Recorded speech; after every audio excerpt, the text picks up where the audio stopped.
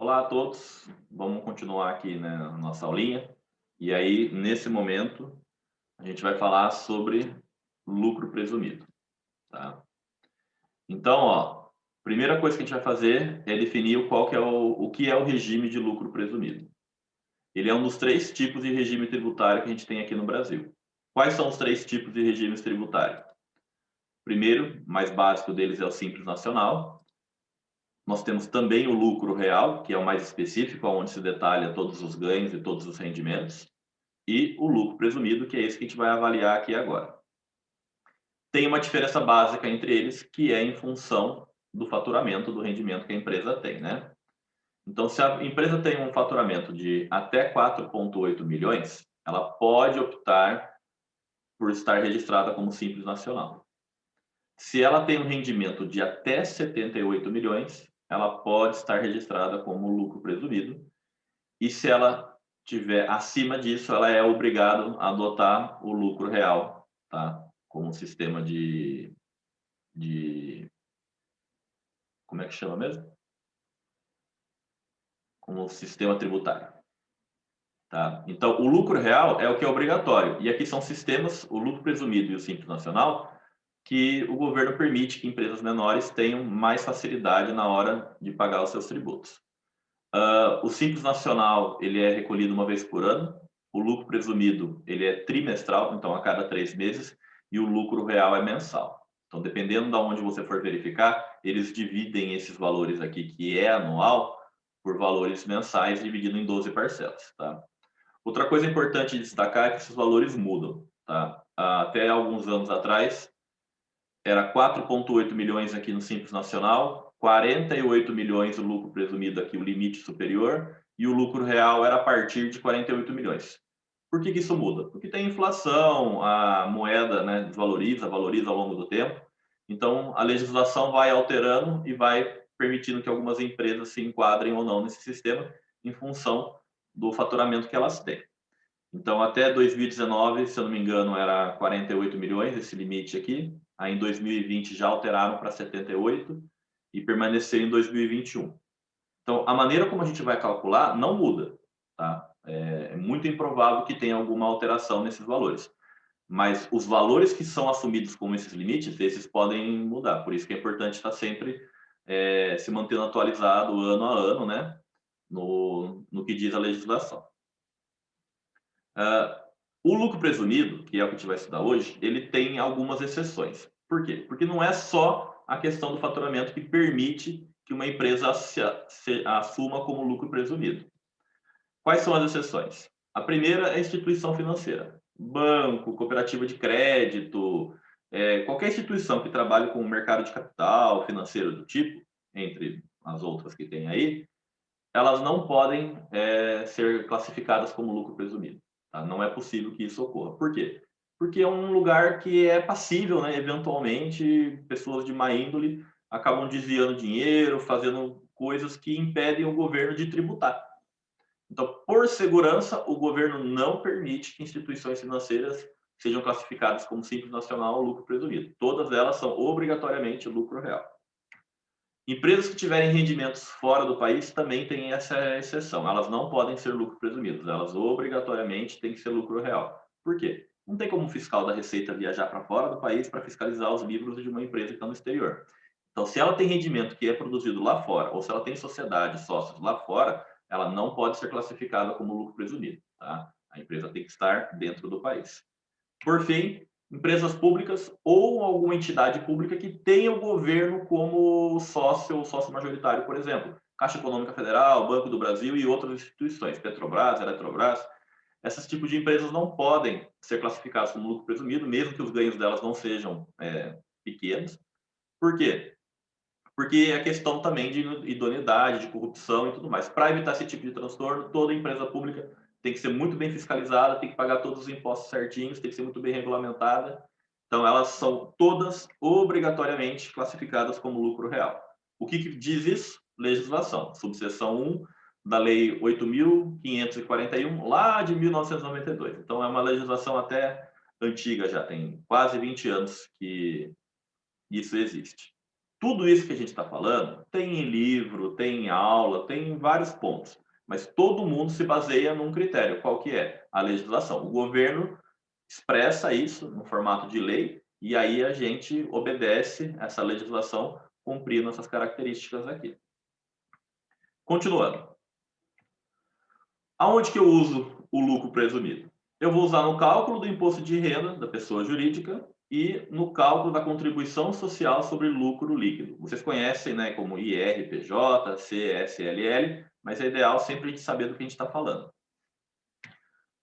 Como ele é um processo simplificado, ele é baseado apenas na receita que é apurada. Então, basicamente, é o faturamento da empresa, tudo aquilo que ela ganhou ou ela captou ao longo do ano. Então, eu vou ter uma receita apurada e isso vai gerar para mim, através de uma porcentagem, o meu lucro presumido. Tá? Então, é um cálculo de porcentagem para determinar o que é esse lucro presumido. É importante destacar, ó, é um cálculo de porcentagem. Então, você vai pegar a sua calculadora, vai multiplicar pela porcentagem a receita apurada que a empresa tem. Simples assim. Como o próprio nome diz, o lucro presumido ele é uma interpretação, ele é uma suposição do que seria o lucro da empresa. Na prática, ele não vai ser exatamente esse valor, o lucro que a empresa está tendo. Ele pode ser a mais ou a menos. Por isso que é importante o contador decidir se ele vai classificar a empresa como lucro presumido ou como lucro real. Porque se ele errar essa tomada de decisão, a empresa pode deixar ou ganhar mais, né, ter menos prejuízo em relação aos seus pagamentos de impostos. Tá? Basicamente, é uma situação simplificada que o governo nos expõe. Como é que funciona? A determinação dessa fração é baseada no ramo de atuação. Então, cada tipo de empresa vai ter uma alíquota, vai ter uma taxa, um valor que define o quanto que é esse lucro baseado no seu faturamento. E segue essa tabela aqui, ó.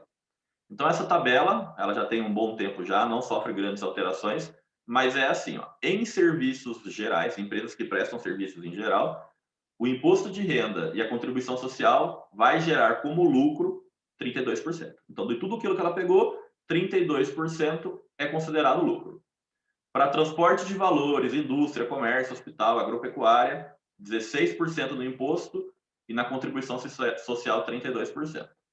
Construtor e transporte de carga, 8 e 12, e combustível e derivados de petróleo, não sei por qual é o motivo, mas o governo facilita bastante, principalmente na questão do imposto de renda, é 1,6 e 12%, tá? Então você vai usar essa alíquota para determinar o lucro, e aí com o lucro você calcula o imposto e calcula o custo social. Então vamos ver como é que fica aqui, ó. Vamos pegar um exemplo. A gente vai determinar o imposto de renda da pessoa jurídica e a contribuição social sobre o lucro líquido de uma empresa prestadora de serviços, optante pelo lucro presumido, na qual ela possui um faturamento anual de 12 milhões de reais. Quer dizer, todo mês entra 1 milhão de reais, ao final do período, 12 milhões. Então, a primeira coisa que a gente vai fazer é organizar nossas ideias. Vocês já viram isso em sala de aula, o professor sempre organiza uma coluninha de dados, estrutura bonitinho, vocês devem ter esse hábito na hora de fazer as suas contas. Então, faturamento anual 12 milhões. Escreve essa informação. Tá? Ah, mas está escrito ali em cima. Não tem problema. Escreve a informação porque vai facilitar na hora de você fazer suas contas. Como é que eu calculo o lucro presumido? Vai ser uma fração desses 12 milhões.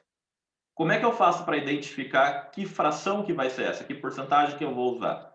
Eu vou ter que consultar a minha tabelinha. Então, eu vou lá no meu livro, no meu manual técnico, no meu caderno, pego a minha tabelinha e falo, nossa, mas essa empresa, que tipo de empresa que é? Ah, uma empresa prestadora de serviços. Então, ela está ali, ó, na primeira linha, ó, serviços em geral. Como ela é serviços em geral, se assume que o lucro, né, dela vai ser de 32%, tanto para o cálculo do imposto de renda, quanto para o cálculo da contribuição social. Então, o que eu vou fazer aqui? Eu vou calcular uma vez só, porque vai ser o mesmo lucro para as duas situações, vai facilitar nos meus cálculos. Então, ó, 12 milhões vezes 32%, jogou na calculadora, 12 milhões vezes 0,32, vai me dar 3 milhões e 840 mil. Não quer dizer que esse seja o lucro que a empresa teve. Quer dizer que nós estamos presumindo que o lucro seja esse valor. É a maneira simplificada que o governo tem de tomar. Muito comum também com o imposto de renda da pessoa física, que você tem um modo simplificado e no outro onde você coloca várias outras informações lá no imposto de renda. Quem já trabalhou com imposto de renda pessoa física sabe que no final do cálculo lá tem essa opção. Aqui é a mesma coisa, a gente está simplificando o processo. Então, agora que eu tenho o lucro presumido, eu não preciso mais da tabela, eu vou calcular o imposto de renda. Como é que eu calculo o imposto de renda? Ele vai ser 15% desse lucro. Mas da onde vem esses 15%? Vem do artigo 3º da Lei 9.249, se eu não me engano, ela é de 95, tá? Tudo baseado na legislação. Então, 15% de 3.840.000 vai me dar 576 mil reais. Acabou o imposto de renda?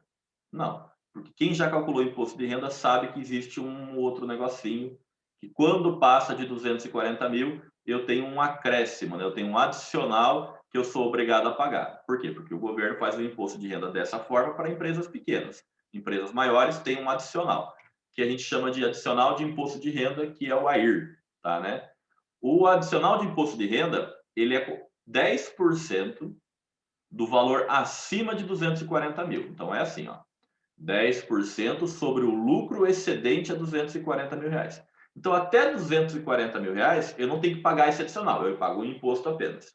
Mas a hora que eu olho ali, ó, não passou o lucro presumido de 240.000, passou e muito, foi para 3 milhões e cacetada. Então, nessa situação, tudo que é a mais que 240.000, eu tenho que pagar adicional, que é 10%. Então, como é que eu acho esse adicional? Eu tiro do meu lucro o 240 para achar o excedente, e aí eu multiplico por 10%. Então, o excedente de 240.000, nesse caso, é 3.840.000 menos 240. Quando eu faço a subtração, 3.600.000. Multiplicado por 10%, só multiplicar por 0,1, eu vou ter que o meu adicional de imposto de renda é de 360.000. Então, o imposto de renda é de 576 mil e o adicional de imposto de renda 360.000. Então, a hora que eu for pagar o imposto de renda da pessoa jurídica para o governo, eu pago esses dois valores aí. E ainda falta calcular a contribuição social. A contribuição social também é super tranquila. Primeiro, a gente calcularia o lucro presumido. Eu coloquei aqui como se estivesse calculando, porque nos outros critérios a gente calcula de maneira diferente, né? Porque são valores diferentes.